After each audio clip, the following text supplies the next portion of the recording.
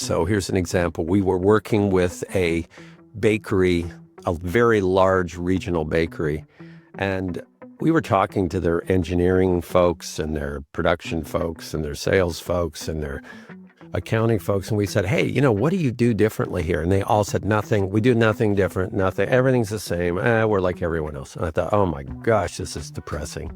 I said, okay, I'm going to ask a different question. Is there anything you pay a little bit more money for, whether it's machinery, ingredients, whatever? And the accounting person said, oh yeah, it's that grain that we use in our bread, in our whole wheat bread. I said, well, tell me about it. He goes, oh, we pay a lot of money for that grain. I go, why? He goes, well, the taste. It gives us the best taste. Nobody else has that. And we said, okay, bingo, there you go. Mm-hmm. Welcome to another episode of From Startup to Wunderbrand with Nicholas Kuhne. We've got a special treat for you today. We've got Barry Labov with us. And I think, Barry, it was almost a year ago when we had our first interview. So welcome back. Well, thank you, Nicholas. Yeah, in fact, you were one of my very first podcasts. It was one of my very beginning experiences. I've had about 100 podcasts since, but I remember ours very distinctly. It was a lot of fun. And at the time, I kept talking about my upcoming book. And I think today we're going to talk about the book, which has been released. So it's nice to be able to talk about it as if it is something that actually exists, which it does. Exactly. Well, it's good seeing people follow through with their threats as well. So I'm very happy. And I've gone through some of the reviews of the book and some really great reviews. People have really gotten some great value out of this. But for those who haven't come across Barry before, I'm just going to give a quick bio because there might be some new viewers. So Barry is a two-time Ernst Young Entrepreneur of the Year, celebrated author, now he's a celebrated author, speaker and brand strategist with a core emphasis on differentiation. Barry advocates for leaders to unearth and champion their brand's distinctiveness to win market share and the hearts of people who represent it. His book, The Power of Differentiation, Win the Hearts, Minds and Market Share, is distributed by Simon Schuster, embodies that philosophy. So, yeah, and you also have your own marketing training firm. And I think the comments about being infectious, having infectious energy, creativity, and uplifting messages is definitely one of the reasons you've run out of people to interview you on Podmatch.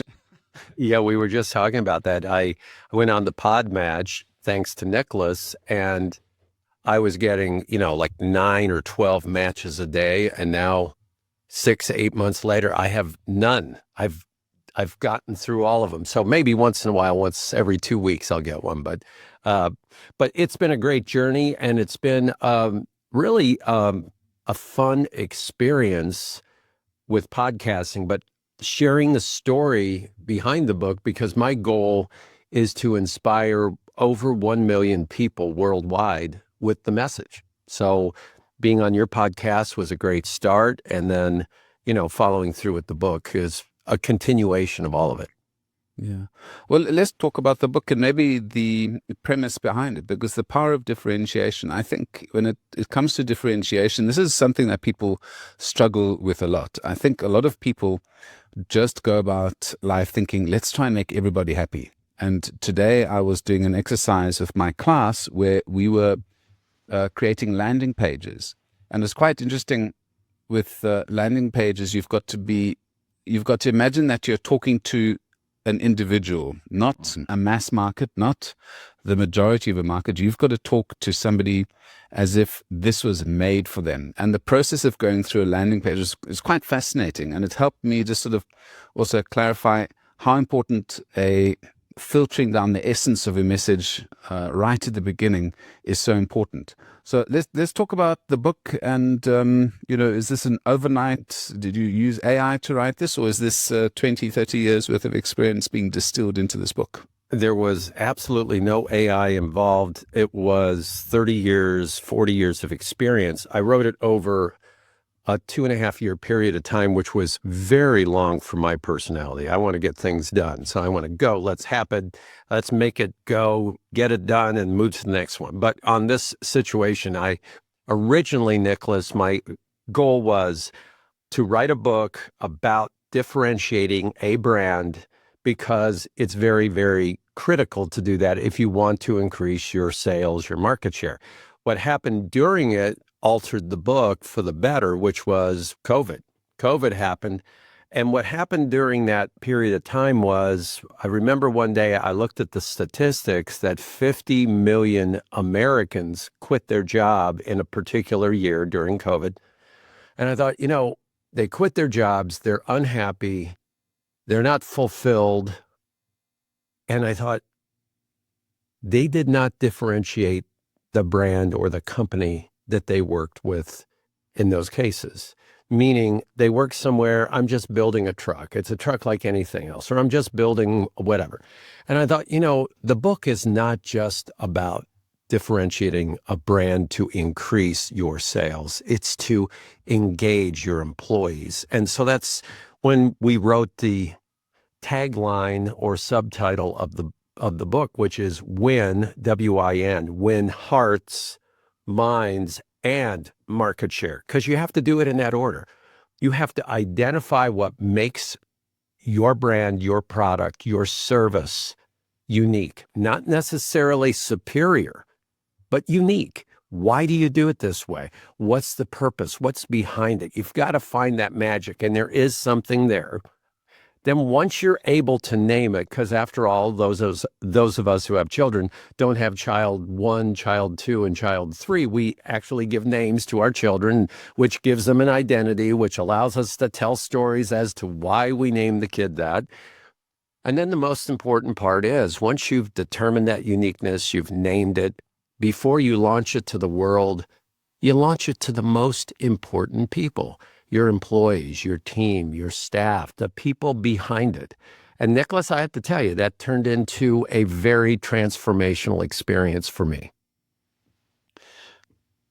Let's talk about the publishing process a little bit as well, because this isn't just an Amazon bestseller, I don't think. This has been done through Simon & Schuster, which is one of the world's... Maybe take me through, how did you manage to sell this concept into them? I work with a publishing company called Indigo River that is affiliated with Simon & Schuster. So when they reviewed my book originally, they said, we think this could be something really perfect for Simon & Schuster. And they were the ones to be able to make that happen. Then the next 2 years was back and forth, editing, changing, tweaking, finding typos, working on a cover, etc. And I'll have to say, I reluctantly admit that the book got a lot better doing that, even though my patience wore out maybe 30 or 40 times during the process. Yeah, I can imagine you've seen enough red to last you a lifetime. Yeah. And, in my business, I don't believe in perfection because nothing is perfect, So as I went through the book and was writing it and tweaking it, and, I would be on airplanes and working on it. I'd be, sitting at my house and working on it.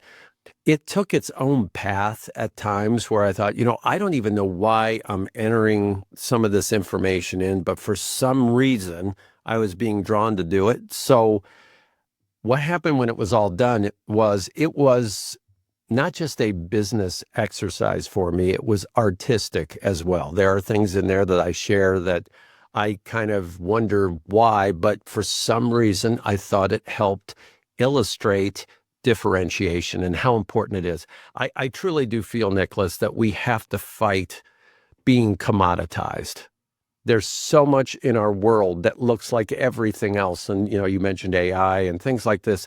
We have to fight for what makes us unique. And there can only be maybe 2 or 3 things, but we've got to fight for them. We've got to celebrate them. We've got to honor them. And that's what this book is about. And it's purely positive. It's an amazingly positive thing to be able to say, hey, you do this. Nobody else does it exactly that way. Why don't we tell that story? I mean, I'm not going into companies saying, you know what, you got to change this, change that, do this differently. Oh, this is stupid. Hey, you got to do it this way. I don't do that. I come in and I go, you know what? You do a lot of things like everybody else, but wait a minute.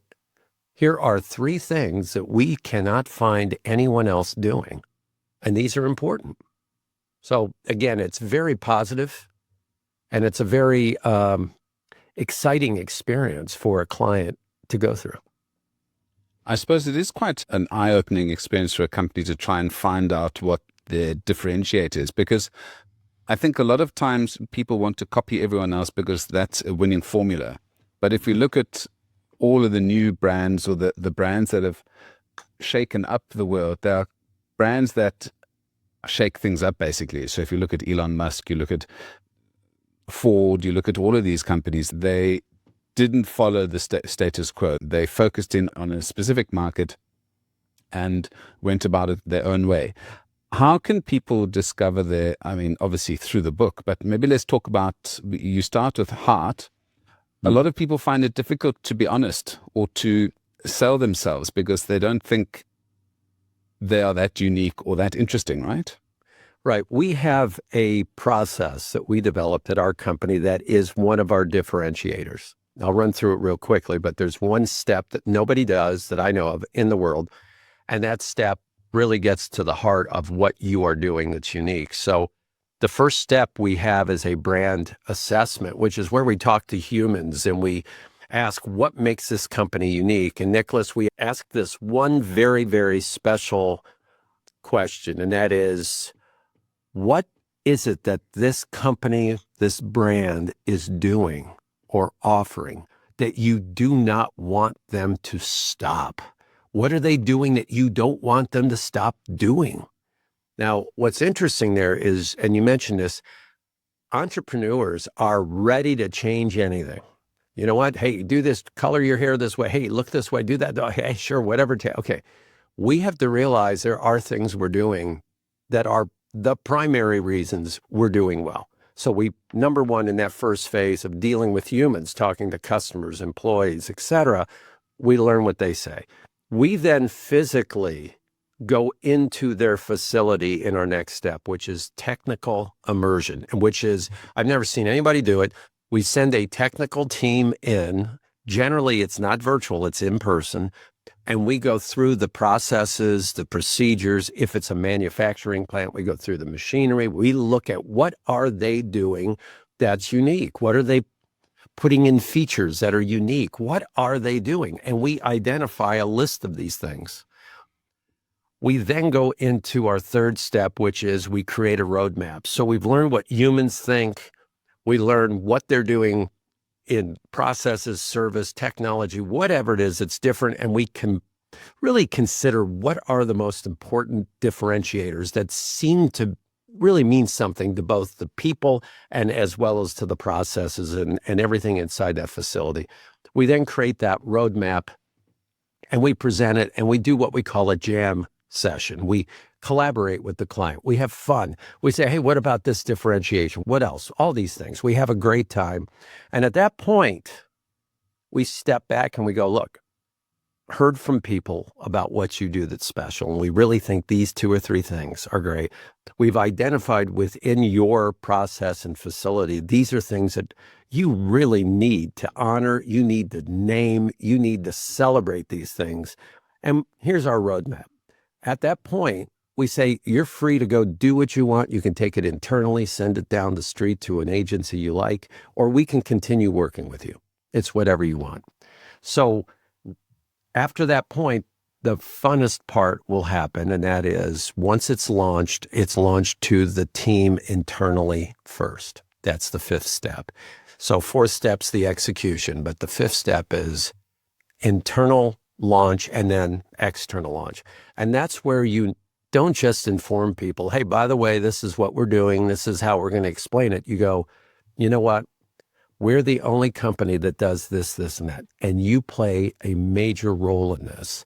And we celebrate you in this because you're making a difference in the lives of our customers. In doing that, we're also letting people know that they actually have significance They actually are doing something of worth, no matter what their position is at that company. So those are the 5 steps. If somebody on their own wanted to determine it, then what I would do is I would talk to my customers and clients, and I would listen to them, and I would not ask them things on a scale of 1 to 4, what's our quality? You're not going to learn anything. Ask them and let them use their own words, their own language, and then either yourself or get a third party to come in and look at what you do and challenge you when you say, it's nothing special. Everybody does it. Challenge, get challenged. That's what I would do.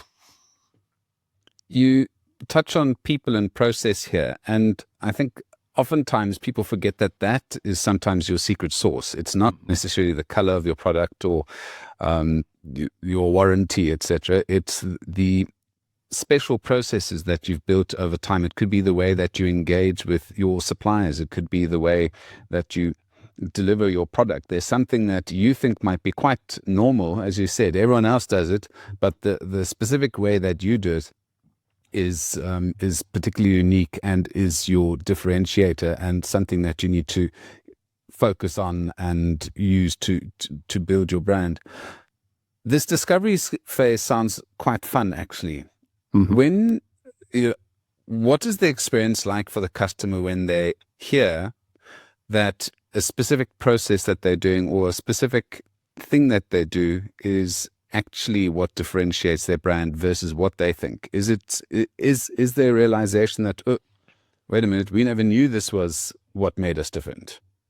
It's a very cathartic experience in many cases. So here's an example. We were working with a bakery, a very large regional bakery, and we were talking to their engineering folks and their production folks and their sales folks and their accounting folks. And we said, hey, what do you do differently here? And they all said, nothing. We do nothing different, nothing. Everything's the same. We're like everyone else. And I thought, oh my gosh, this is depressing. I said, okay, I'm going to ask a different question. Is there anything you pay a little bit more money for, whether it's machinery, ingredients, whatever? And the accounting person said, oh yeah, it's that grain that we use in our bread, in our whole wheat bread. I said, well, tell me about it. He goes, oh, we pay a lot of money for that grain. I go, why? He goes, well, the taste. It gives us the best taste. Nobody else has that. And we said, okay, bingo, there you go. Mm-hmm. And they all looked around and their shoulders just like relaxed. And they went, that is something nobody else has. And we do spend more money and we do take more time to produce that. I said, what do you call that grain? And they go, we just call it grain. We said, well, maybe we name it. Maybe we share with our employees that we spend extra money to do that because we care about how our bread tastes. And maybe we promote that with our customers so they know that we're taking that extra care to deliver it. So it's usually very exciting for them. It's a relief because you're thinking, oh, we've got nothing special. I feel terrible about it. And then you go, no, wait a minute. We're doing something that is special. And one thing, Nicholas, I have to share with your audience, because you've got a great audience out there. We do not want to confuse differentiation with superiority. It doesn't mean you are superior in every aspect. It means you do something unique that people find interesting and they find it attractive. So you could look at a lot of different brands. You mentioned Tesla. Okay, well, Tesla made a very, very smart decision very early on that they were only going to produce electric cars. They could have moved into ICE, internal combustion engines, but no, we're only going to do that. Okay, so in the beginning, they were almost the only game in town. And then what's happened, think about this, everybody, this is almost funny. What's happened now is they have become the traditional choice in EVs. This is a new company. They're the traditional choice. So if somebody else is out there, some traditional manufacturer comes out with an EV, if you want to go with the safe traditional EV, it's Tesla, which is crazy. If you look at Harley Davidson and BMW motorcycles, they're both great. But Harley Davidson, who I've had the honor to work with, is so smart. They do not ever say, look, we are superior, but they do say, look, no motorcycle is built like this. No motorcycle has this beautiful chrome. No motorcycle offers this brother and sisterhood of ownership where you're part of a community. Nobody offers this. And you know what? They're right. So we have to look for those things. And I challenge anybody in the audience, if your company has been in business for 1 year, let alone we have clients who've been in business over 200 years, I guarantee you're doing something that is unique, is valuable, distinct, and you need to identify it for two reasons. Number one, you may change it and lose that. So now all of a sudden what you did was so great, it's gone. And the other thing is, you know what? Because you can enjoy it. And that means your employees can enjoy it. Your customers can. And that's really what business is about. You got to do something you really believe in, that you enjoy, and that others are attracted to. I'm just thinking of another use case now for your book and your service. And this potentially is in mergers and acquisitions, or when you are deciding which departments to close down. I mean, the differentiation side is extremely valuable. And as you said, you might lose that. Do you have any idea of what value differentiation can add to a business? Because it's not something that is a nice to have. I mean, businesses need to differentiate, but I don't see anyone saying, okay, let us focus on some differentiation now. How valuable is differentiation for a company? Is there any way to quantify it? You know, I love that question. I have never seen it quantified as far as differentiation equals blank times current value or anything like that. I have seen differentiations that we created that the client then utilized and marketed for decades. I have seen the differentiation we have created when the client then turns around and sells the company for 30 or 40% more than what they thought they were going to get. So I have seen that. I don't know if there is a formula. I would love, if anybody has it, to please reach out to you or me on that. But that's a great question. Yeah. So, I mean, in terms of a process, and let's just have a look at it this way. How often should people do this process? Another great question. Number one, most people running a business have never done it. So you got to do it the first time. I do believe you have to go back, I would say every couple years, and look at what are you doing. Ask the same questions of customers. What are you doing that they do not want you to change? What have we created in our factory, in our technology center, service center, whatever it is, that is potentially another unique differentiator? And how does that impact what people really love about us? I think you come back every couple of years. I recommend that to our clients. But the thing is, you got to do it once. And we've worked with companies that are over a century old, and it was the first time they ever did it.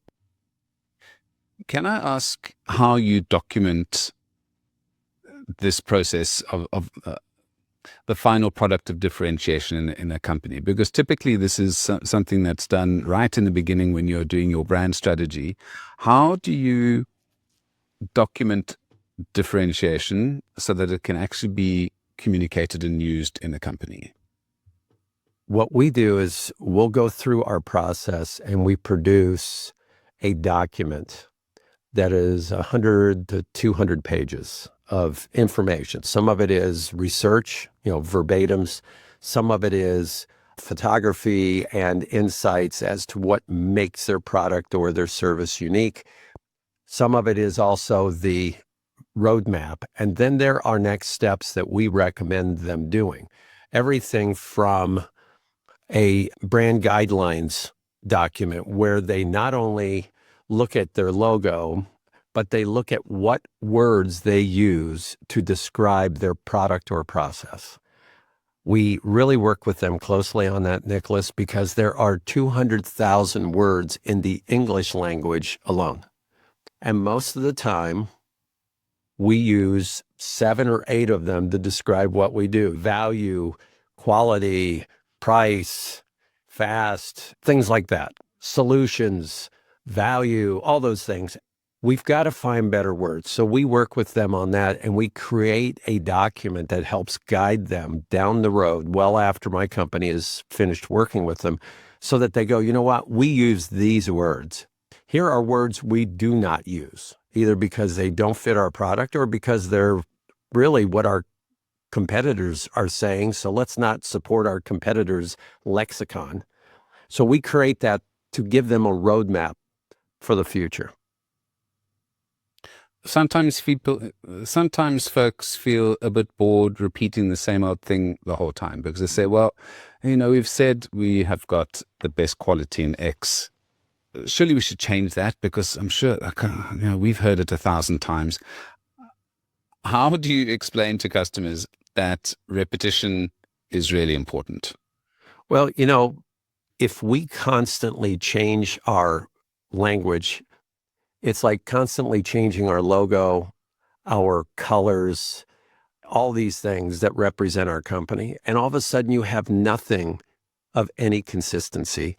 We share with our clients that even though it may seem like you're saying the same thing over and over again, because in many cases, it's the first time somebody else has heard it, and they need to hear it, and they need to understand it.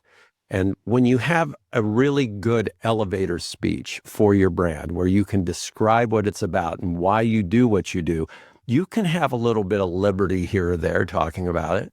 But you have to honor what your brand stands for. And the best way to do it is to show consistency and to use the right language. And often that can only be explained by somebody outside, because you're, again, so used to hearing the same thing, or you're so stuck in your environment that you can't actually see beyond the four walls that you're in. But let's go into a little bit of differentiation in terms of Barry's differentiation. So I'm so excited about this podcast journey that you've had, because like you said, you've done over 100 interviews now. How's that process been? How has your learning process been in podcasting? Because this is quite new for you. It is new for me. I've enjoyed the podcast experience, and I've seen a wide range of hosts. Some are, just kind of showing up and going through the motions, and others who are very, very advanced. And so the experience has been good. What I like about it is, and what I always try to find out in advance is, I feel that the podcast experience that I deliver has to be valuable to the audience. And so I always am very careful about who is the audience. Is this an audience of entrepreneurs? Well, if so, I think I should be able to share some stories about that. If it's an audience of seasoned marketers, okay, well then entrepreneurial stories and startup stories are not that interesting to them. So I think it's about the audience. What it's done for me also, after doing it dozens and dozens, and yes, 100 times or so, is that I really have gotten used to sharing the story. And I've really become very, very comfortable with sharing it in very consistent ways that seem to have impact. And it's helped me. And it's reinforced in my heart and soul that what I am sharing has value, because I can see it. I can hear it. I'll get comments. I'll have people reach out to me. I just had somebody reach out to me from Australia who heard me on a podcast and said, I want to talk to you on this. And I said, sure. So I think it's important. And I have to say too, and I love your podcast, Nicholas, and I love your sense of humor, because you throw things in here or there, and it's great. I think that if you really want to do a great podcast, it's not about you. It's about the people you're speaking to. And that's how I look at it. And that's how, when I work with clients, same thing. I'm working for them. It's not about me. It's not about my company. It's how can we help them? So it's been a great experience. My company's just launched our podcast. It's called Difference Talks, and we just released our 4th episode. And so we're going to be releasing them every 2 weeks.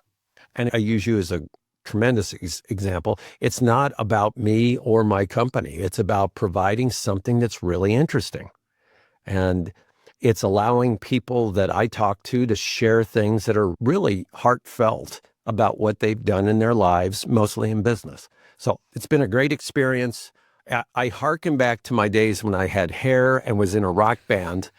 And I used to write songs, record songs, go out, play them, try them with audiences, then go back and rewrite them and go back and forth and all that. That's what it's like for me with a podcast. It's trying material out. It's talking to people. It's then going back and improving. It's going back out again. It's making friends with people. It's performing. It's creating. It's being inspired.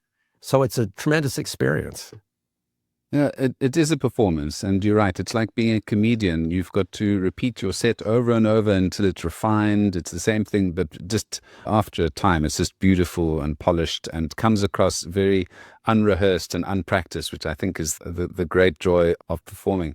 I'm so excited to see how you've progressed in the podcast space, and again want to give congratulations to getting to #1 on Podmatch as well. I mean, that's I've been in the top 1%, but never #1 in terms of podcasts. So that's pretty cool.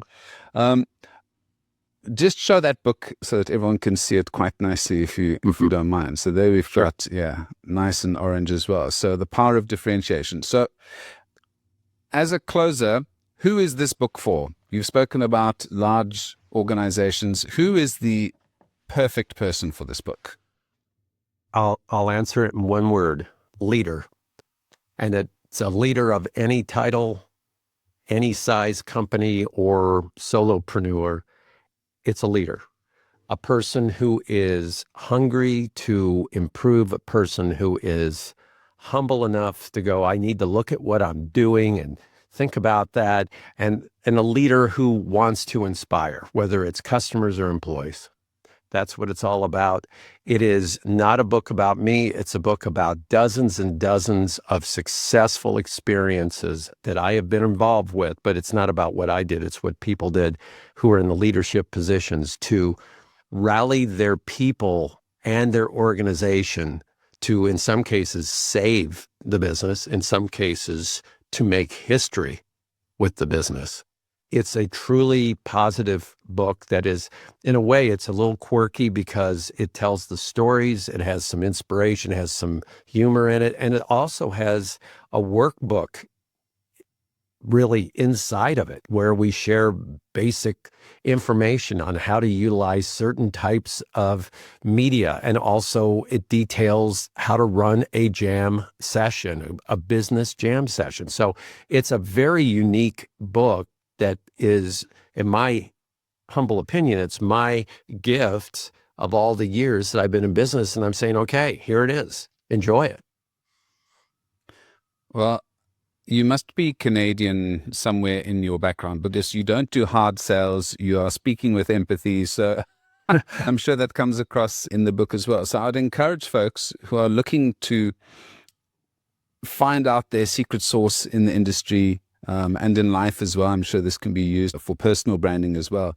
To get this book, read through it, get some of the nuggets of wisdom of Barry's 40 years worth of experience in the industry and use that to take your business to the next level. So Barry, as always, absolute pleasure to chat to you, and I look forward to reading some more of the cool comments and responses on your book. But I must tell you something. I've been trying to wonder what my 100th episode is going to be. And I think this is going to be my celebratory 100th podcast. Well, that's an honor. So let's do this. I will put on my website, which is barrylabov.com. Anybody that listens to your show, go to this and you'll see a button. And what I'll do is I will ship my book to anybody that is listening and wants it. And all we will charge is just shipping and handling to send the book. So it's a hardcover book, $35 book. If anybody wants it, I'll send it to them for shipping and handling, like $7 or whatever it is. And That'll be my 100th anniversary gift for your show. So I think that could be fun. So that's barrylabov.com, and I'll put that in the description and the link for everyone to go and click on. So let's support Barry in his book. It's a good way to celebrate 100 episodes. Congratulations to you on that. And everybody that's listening, Nicholas is low key on this. The percentage of podcasts that last over 20 episodes is very low. When you get to 100, you're in rarefied air. So congratulations. Thank you. Yeah, I had much more hair when I started, so I'm going to do an age progression from when I started to now. Barry, thanks again, and thank you for sharing your insights on your book with us today. Thank you very much.